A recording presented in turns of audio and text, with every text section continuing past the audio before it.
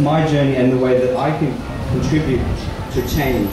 And we all have to ask ourselves here, what should we do on the home front and on the ground level to instigate such changes?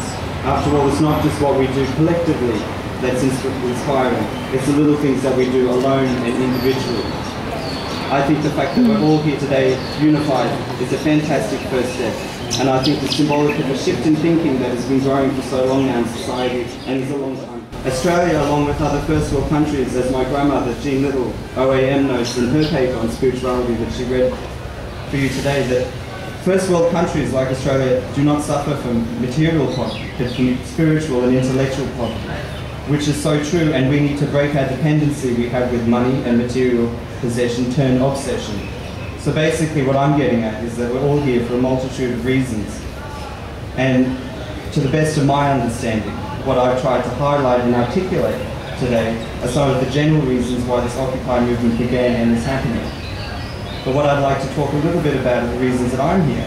And I'm here for several reasons. One, because I get to catch up with friends that are involved in this and that are like-minded. And two, I get to be a part of something that's bigger than myself one day. And I'm here to celebrate a public, involved and proud movement which for so long I've hoped would happen eventually. And as an Aboriginal person, what can I contribute to the movement? And what do I want to see come of it for us specifically as a people? I would really like to firstly see the governments acknowledge their drastic shortcomings for us in those remote communities around Australia, and for the multicultural array of residents that live there, and to make amends in an effective fashion. I've long been a great believer in retaining traditional Aboriginal and Torres Strait Islander cultural identity, and I love the idea that our identity as the first people are developing and adding new chapters to it with every generation that passes. But what about the broader Australian culture?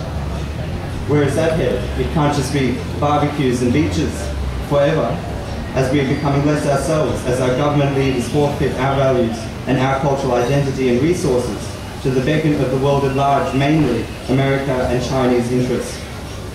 I can tell you that none of that's going to change unless we all make it so.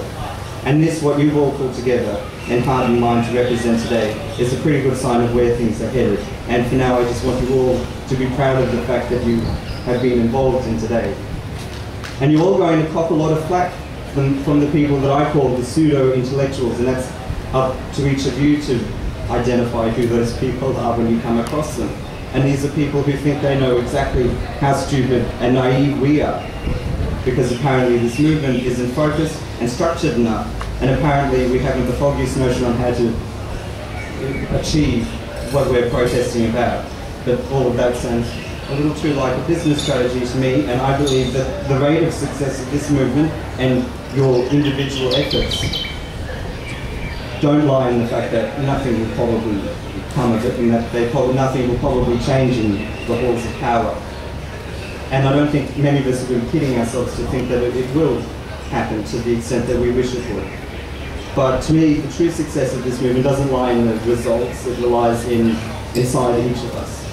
And after today, go back to your homes and reflect on today's events and past events, and you'll feel the same unity and sense of positivity that this movement is about, and think how you can keep such a movement alive when you're away from this place.